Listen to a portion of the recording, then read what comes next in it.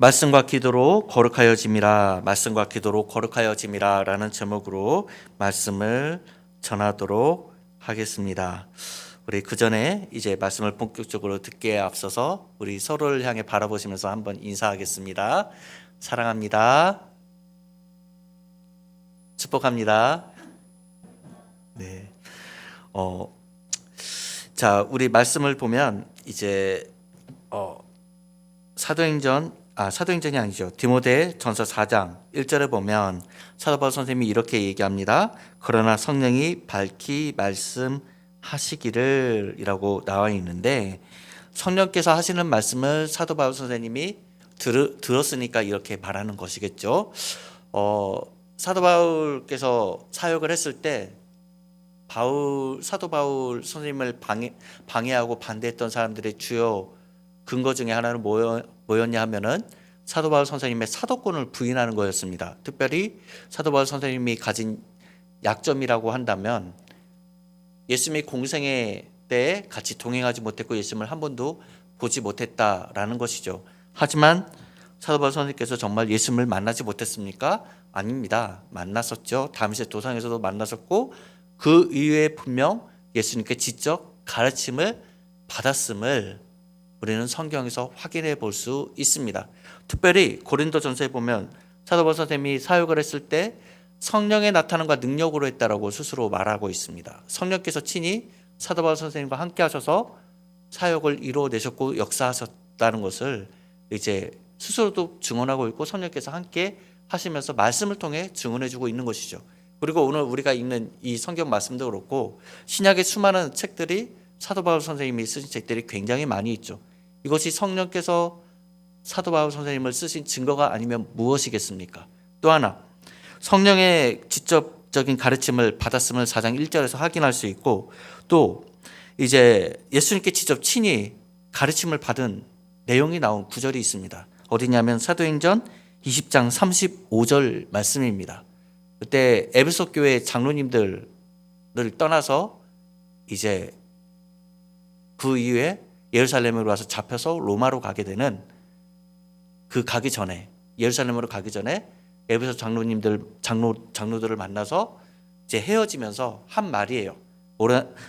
뭐라고 말했냐면, 또 이제 양떼들을 장로들에게 맡기면서 한 말이 뭐냐면, 또 주 예수께서 친히 말씀하신 바, 친히 말했대요. 예수님께 직접 들은 것이죠. 뭐라고 말했냐면은, 주는 것이 받는 것보다 복되도다. 이 말을 에베소 장로님들에게 하고 이제 떠나게 돼요. 사도 바울 선생님이 분명 예수님께 교훈을 받았습니까? 안 받았습니까? 받았죠. 이렇게 받고 충분히 예수님이 물론 부활하신 이후에 예수님을 만난 것이긴 하지만, 이 얼마나 영광스러운 것입니까? 그게 더 영광스러운 것이죠. 그리고 충분히 이러한 사실만으로도 사도 바울 선생님은 사도로서 인정받기에 너무나도 합당하다라는 것입니다. 4장 1절에서 성령께서 하신 말씀을 듣고 이렇게 얘기하죠. 성령이 밝게 말씀하시기를 후일에 어떤 사람들이 믿음에서 떠나 미혹하는 영과 귀신의 가르침을 따르리라 하였으니, 잠시 잠깐 예수님을 믿다가 미혹의 영에 이끌려서 믿음에서 떠나서 자기가 믿고 싶은 대로 믿게 되는 일들이 일어난다라는 것입니다. 망령되고 허탄한 신화를 쫓기도 하죠. 그리고 그러한 것에 미혹이 되어서 더 중요한 건 뭐냐면, 미혹이 됐음에도 불구하고 자기가 미혹되어서 잘못 믿고 있다는 것을 깨닫지 못하는 경우도 있다라는 것이에요.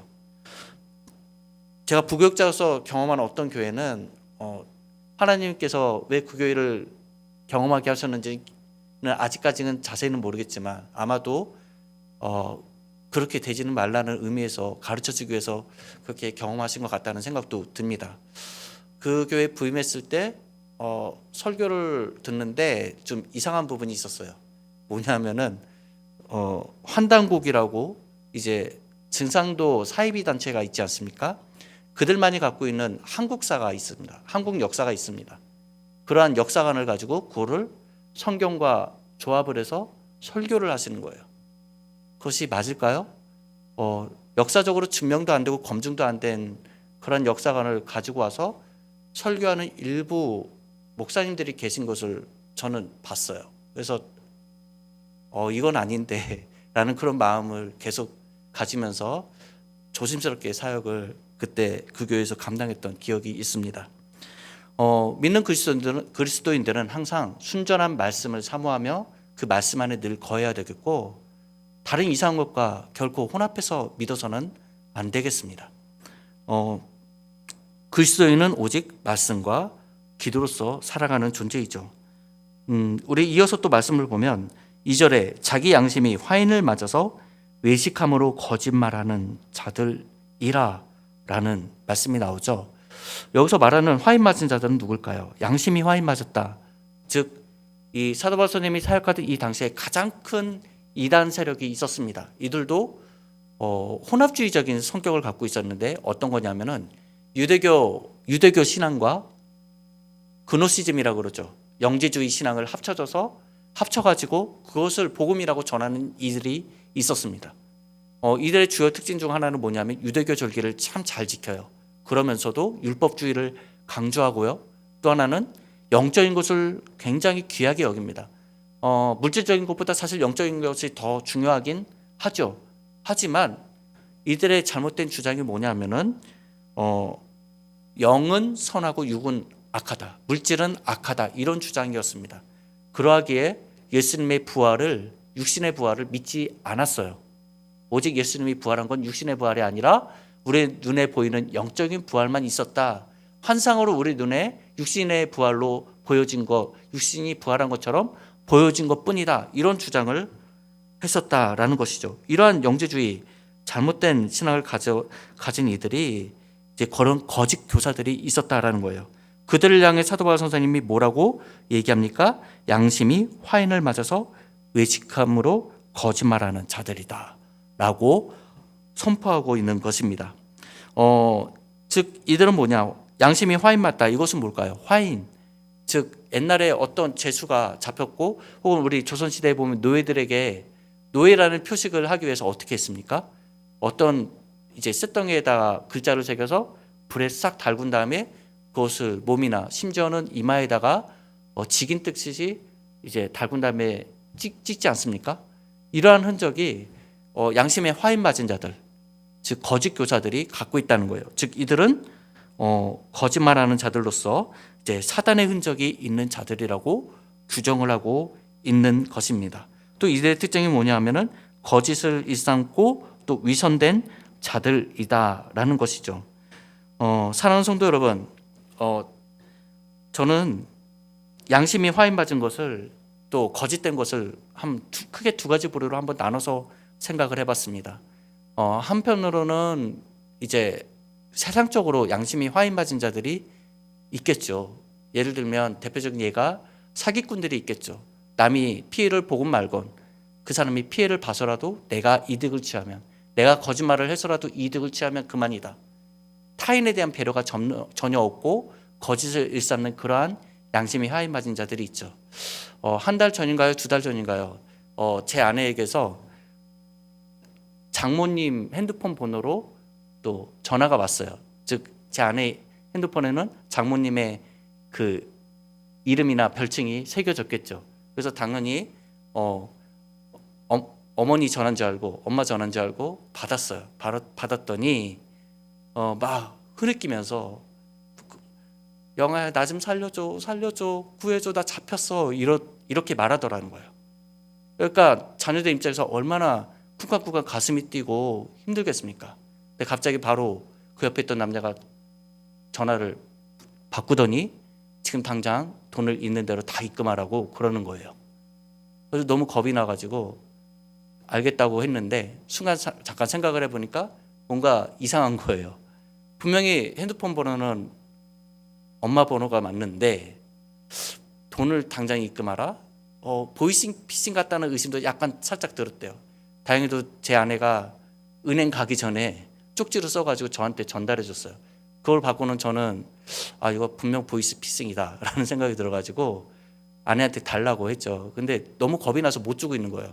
강제로 뺏어가지고 제가 오히려 그 사람들한테 호통을 치면서 지금 뭐 하는 거냐고, 왜 사기치냐고 하니까 저한테 별의별 욕을 다 하고 전화를 그냥 끊어버리더라고요. 요즘 보이스피싱이 굉장히 발달해 가지고요. 전화기를 해킹합니다. 해킹해서 그 번호를 임시로 뺏어가서 그 번호로 가족들한테 전화를 해서 이렇게 돈을 뜯어내는 신종수법이 유행하고 있다고 합니다. 그래서 혹시라도 우리 성도분들 가운데 이런 비슷한 연락이 오면 바로바로 그냥 속지 마시고 이제 지혜롭게 잘 대처하는 일들이 있어야 되겠습니다. 이렇게 사기를 치고 거짓을 일삼는 자들, 그들도 양심이 화인 맞은 자들이지만 이들보다 더 불쌍하고 비참한 상황은 뭐냐?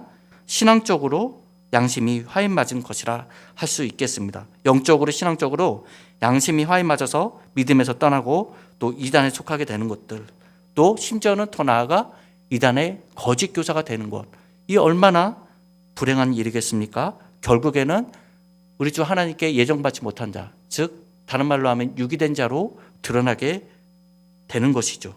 이어서 보면 이들이 이 영주주의자들이 굉장히 강조하는 것들이 뭐냐 하면은 3절 말씀 보면 혼인을 금하고 어떤 음식물은 먹지 말라고 할 터이나, 혼인을 금하는 그런 주장을 내세웠어요. 왜요? 왜 혼인을 금했을까요? 결혼 생활 자체가 무의미하다라는 거예요. 또 결혼 생활은 타락한 악이다. 육신 자체를 악으로 보기 때문에 결혼 생활 자체도 악으로 규정합니다. 그래서 혼인하지 말라고 그렇게 이야기하고요. 또 어떤 음식물이라고 했습니다. 짐작컨대 어떤 음식물들을 먹지 말라고 했을까요? 예를 들면 이제 율법주의자들이 일컫는 그런 음식들이 있겠죠. 성경에서 구약에서 금한 음식들은 더할 나위 없을 것이고, 뭐 돼지 같은 것도 더할 나위 없이 금했을 것이고, 더 나아가서 유전에 기록된 또 금지사항들, 금지된 그런 음식들조차 먹지 말라고 했을 것입니다. 근데 3절 후반절에 사도 바울 선생님이 강조하는 바는 무엇입니까? 혼인을 금하고 어떤 음식을 먹지 말라고 할 터이나 음식물은 하나님이 지으신 바니 믿는 자들과 진리를 아는 자들이 감사함으로 받을 것이니라 라고 이야기합니다. 그러면서 4절 말씀인데, 4절 말씀을 우리 다 같이 한번 읽어볼까요? 시작. 하나님께서 지으신 모든 것이 선함에 감사함으로 받으면 버릴 것이 없나니 라고 했습니다. 사도 바울 선생님은 혼인 또한 얼마나 중요한 것인지를 말해주고 있습니다. 이러한 자들은 이제 물질 세계를 경멸한 나머지 혼인도 이제 금하면서 또한 먹는 것에 대해서도 이제 금욕주의를, 굉장히 극단적인 금욕주의를 내세우는 이들이었습니다. 하지만 사도 바울 선생님의 가르침은 무엇입니까? 또 성경의 가르침은 무엇입니까? 혼인을 귀히 여기라고 우리에게 가르쳐주고 있다라는 것입니다. 그리고 또 음식에 대한 엄격한 절제, 또 성욕을 금지하는 것, 이런 규정들은 영주주의의 주요한 사상일지는 모르나 절대 성경적이지 않다라는 것이죠. 말씀이 주는 참된 복음은 무엇입니까? 금욕주의가 아닙니다. 금욕주의가 아닌 참된 자유를 우리에게 가져다 줍니다. 즉 창세기 1장 1절, 하나님이 태초에 하나님이 세계를 창조하셨다라고 합니다.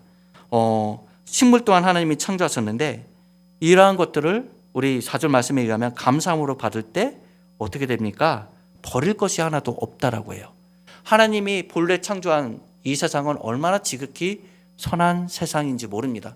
그런 의미에서 사랑하는 성도 여러분, 영도 중요하지만 이러한 물질 세계도 중요합니다. 우리 육신도 중요합니다. 얼마나 귀한지 모릅니다. 그리고 예수님께서 부활하셨죠. 육신의 몸을 입고 부활하셨습니다. 만약 영혼만 중요하다면 왜 육신의 부활이 있었겠습니까? 우리 주 하나님의 이 구원하심은 전인적인 구원입니다. 우리 영혼뿐만이 아니라 우리 육신의 것도 다 포함이 됩니다. 그래서 나중에 예수님이 이 땅에 오실 때 우리 죽었던 우리 육신의 몸도 함께 영광의 몸을 입고 부활할 줄 믿습니다. 세상의 이단들은 이러한 것들을 믿지 않고, 특히 이 당시 영주주의자들은 육신 자체를 경멸히 여겼습니다. 이러한 것들이, 이런 거짓 교사들이 이때 많은 사람들로 하여금 믿음에서 멀게 하고자 얼마나 혼란스럽게 했는지 모릅니다. 이럴 때 사도 바울 선생님이 사랑하는 제자 디모데에게 강조하는 바는 이러한 것들에서 성도들을 지켜내라라는 것이었죠. 자, 5절 말씀, 우리 5절 말씀도 다 같이 한번 읽어보겠습니다. 시작.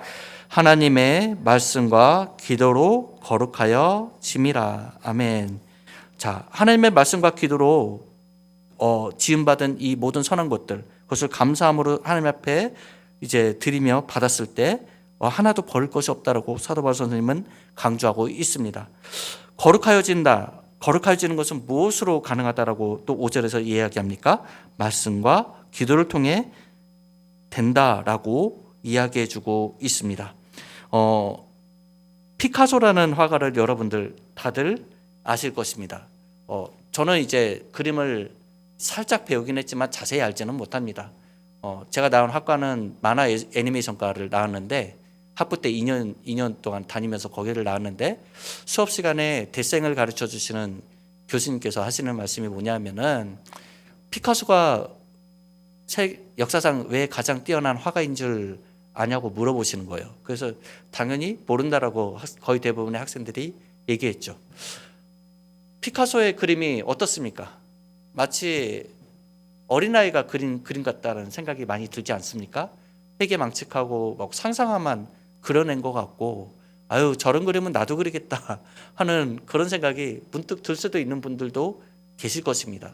여기 계신 분들 중에 어떤 분들은 그림의 조예가 깊으셔서 이미 그 의미를 알고 계신 분들도 계시겠지만, 사실은 피카소라는 그 화가는 사진과 같은 그런 정밀한 그림을 못 그리는 그런 화가가 아니라 굉장히 그런 그림도 잘 그리는 화가였습니다. 피카소 초창기의 그림들을 보면은 굉장히 정교한 그림들, 마치 사진을 보는 것 같은 그런 그림들이 여러 편이 있습니다. 근데 이후에 가서는 점점 더 그림이 초현실주의 내지는 혹은 이상한 그림들, 어린아이가 그린 그림 같은 그런 그림들로 많이 탈바꿈되게 되었죠. 교수님께서 들려주신 그 이제 내용은 뭐였냐면은, 보통 화가들이 그림을 열심히 그리다 보면 이제 그 실력이 많이 늘어서 정교하고 아주 세밀한 그림을 그려낸다라는 거예요. 어찌 보면 사진보다도 더 아름답게 표현하기도 하고, 그렇기 때문에 예술로서의 가치가 그림에 더더욱 부여된다라고 합니다. 근데 문제는 무엇이냐? 화가들이 그렇게 정교한 그림을 계속 그리다 보면 그 그림의 그림 실력에 자리 잡게 되는 게 뭐냐면은, 이제는 계속 그리다 보니까 습관적으로 그런 그림들이 나온대요. 사실적인 그림들이 자연스럽게 나온다라는 거예요. 거기서 어려운 게 뭐냐면은, 그 단계에서 이제는 다시 어린아이 수준의 그림을 그리는 대로 돌아가는 것이 굉장히 어렵다라고 합니다. 그냥 스케치만 해도 사실적인 그림이 막 나와요. 근데 어린아이처럼 그려내려고 하면은 엄청나게 힘들다라는 것이죠. 왜요? 이미 거기에 습관화가 돼 있기 때문에. 근데 피카소는 그것을 이겨내고 어린아이와 같은 그림으로 다시 돌아가는데 성공을 한 유명한 화가가 되었습니다. 왜 그랬을까요? 그 원인이 어디 있었을까요? 거기에 대한 비결은 뭐냐면은 엄청난 데생에 있었습니다. 그리고 크로키에 있었습니다. 크로키라고 스케치라고 하거든요. 다른 말로는 스케치라고 하고 크로키라고도 하기도 하고 데생이라고도 하는데, 이 피카소는 크로키를 정말 엄청나게 열심히 했습니다. 그래서 크로키 연습을 엄청나게 한 결과 스케치북에다가 막 그림을 이제 순간적으로 막 그려내는 것을 크로키라고 해요. 그것을 정말 너무너무 열심히 했어요. 그러한 나머지 이제는 일단 보통 수준의 그 화가의 수준을 넘어서서 이제 어린아이 그림을 그려낼 수 있는 그런 수준으로 발전할 수 있었다라는 것이죠. 그러면서 교수님께서 하신 말씀이 뭐냐면은, 데생과 크로키, 스케치는 화가에게 있어서 아무리 강조해도 지나치지 않다라고 말씀해 주신 것을 제가 기억을 합니다. 마찬가지로 이것을 우리 신학에 접목해 본다면, 사랑하는 성도 여러분, 말씀을 열심히 보고 기도하는 거 아무리 강조해도 지나칩니까? 지나치지 않습니까? 결코 지나치지 않습니다. 말씀을 보고 기도하는 것은요, 믿음의 근간이 됩니다. 우리 신앙의 근간이 되고 뿌리가 됩니다. 저 같은 목회자도 말씀 멀리하고 기도 안 하잖아요. 금세 신앙 잃어버립니다. 그건 분명합니다. 여기 5절에 나온 것처럼 오직 우리가 거룩하게 되는 것은 무엇으로 말미암습니까? 말씀과 기도로 말미암습니다. 미혹을 받는 많은 사람들은 성경 말씀과 이렇게 기도하는 일을 떠나서 자꾸 새로운 것을 찾으려고 해요. 뭔가 새 것에 더 좋은 게 있는 것인 줄 알고 또 그것에서 뭔가 더 새로운 걸 얻을 수 있을 줄 알고 자꾸 찾아다녀요. 아니요. 하나님이 주신 말씀이 우리로 하여금 거룩에 이르게 한다라는 것입니다. 그래서 말씀과 기도를 통해 더 경건에 이르는 우리의 모습들이 더더욱 되어야 되겠습니다. 이어서 말씀을 계속 보면 사도 바울 선생님이 이제 디모데에게 또 하는 말씀이죠. 내가 이것으로 형제를 깨우치면 6절 말씀입니다. 형제를 깨우치면 그리스도 예수의 좋은 일꾼이 되어 믿음의 말씀과 내가 따르는 좋은 교훈으로 양육을 받으리라 라고 합니다. 즉 이제 디모데에게 네가 받은 외조모 로이스와 어머니 유니게로부터 받은 신앙의 좋은 유산과 또 사도 바울 나에게 배운 말씀의 교훈을 잘 지키고 또 그것으로서 미혹되지 않도록 형제들을 잘 가르치라고 명령하고 있습니다. 또 7절 말씀, 우리 또 이 말씀도 다 같이 한번 읽어봤으면 좋겠습니다. 다 같이 한번 읽겠습니다. 시작. 망령되고 허탄한 신화를 버리고 경건에 이르도록 내 자신을 연단하라. 아멘. 망령되고 허탄한 신화를 버리라 라고 했습니다. 그러면서 경건에 이르도록 내 자신을 연단하라고 했습니다.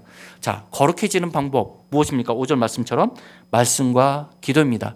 말씀과 기도에 전념했을 때 우리는 더 거룩한 삶을 살아가는 그런 기초가 놓이게 되죠.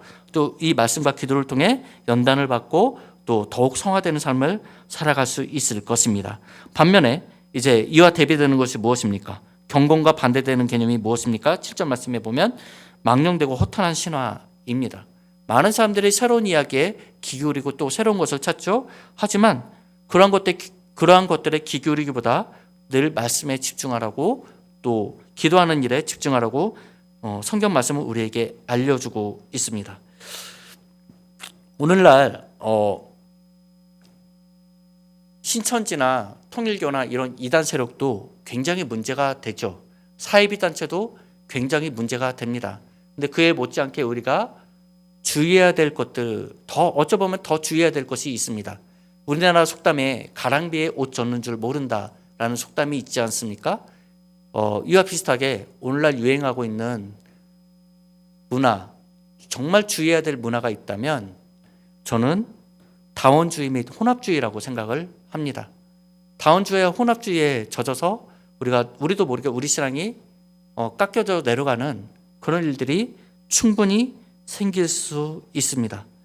WCC가 대표적인 예가 되겠고요. 그리고 또 오늘날 유행하는 여러 혼합주의와 다원주의 사상들이 있는데 예전부터 있었던 카톨릭 같은 경우는 다원주의와 혼합주의를 굉장히 잘 추구합니다. 그리고 카톨릭에서 굉장한 대신학자로 여기는 사람이 있는데 그 사람이 칼 라너라는 사람입니다.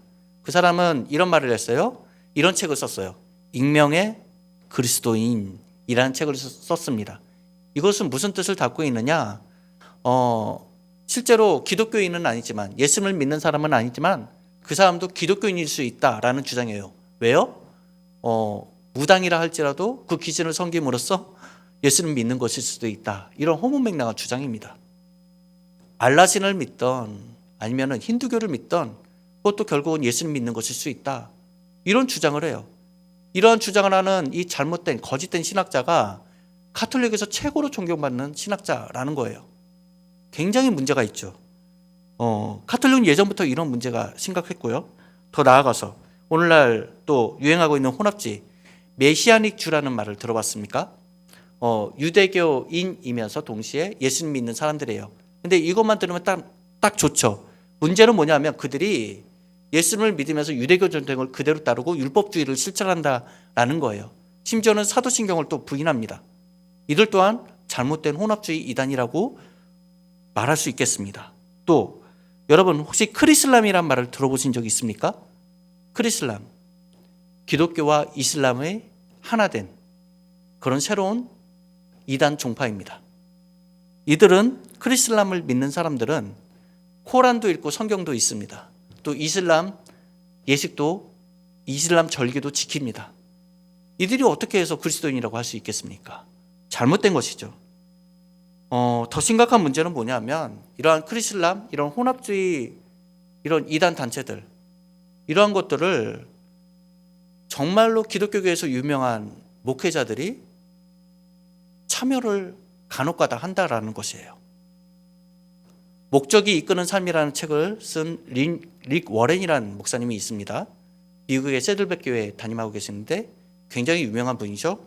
그리고 예전에 2007년이었던가요?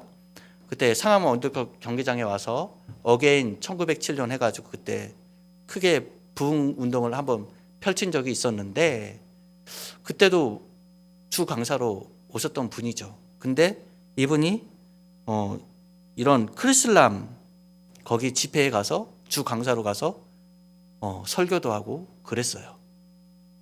한 번은 2009년에 그 오바마 대통령 취임식 때 다 기도하고 나서 이렇게 마무리 지었다라고 해요. 예스와 이사. 이사는 뭐냐면 예수님의 이슬람식 이름입니다. 그리고 헤수스, 지저스의 이름으로 기도합니다. 굉장한 혼합주의적 기도죠. 사랑하는 성도 여러분, 우리는 신앙생활하면서 분별력을 가지고 있어야 되겠습니다. 어디에 기초한 분별력이겠습니까? 말씀에 기초한 분별력이 반드시 있어야 되겠습니다. 유명교회 목사님이라고 해서, 대형교회 목사님이라고 해서 그분이 반드시 성경적이고 복음적일 거다.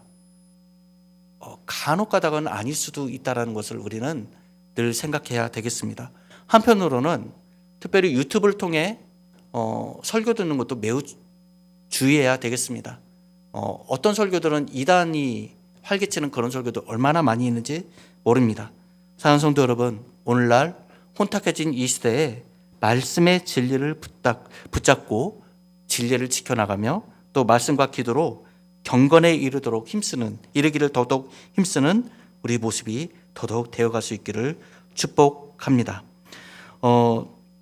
이어서 말씀을 보면 8절 말씀인데 육체의 연단은 약간의 유익이 있으나 경건은 범사에 유익하니 금생과 내생의 약속이 있느니라 라고 얘기하고 있습니다. 8절 말씀에 보면 대비시키고 있죠. 육체의 연습과 경건의 연습을 대비시키고 있습니다. 육체의 연습은 약간의 유익은 줄 수 있대요. 하지만 경건의 연습, 말씀과 기도를 통한 경건의 연습은 어떻다라고 합니까?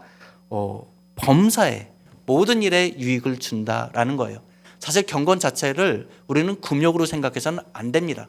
경건은 예수 그리스도 안에서 즐거운 신앙생활로 우리는 인식해야 되겠습니다.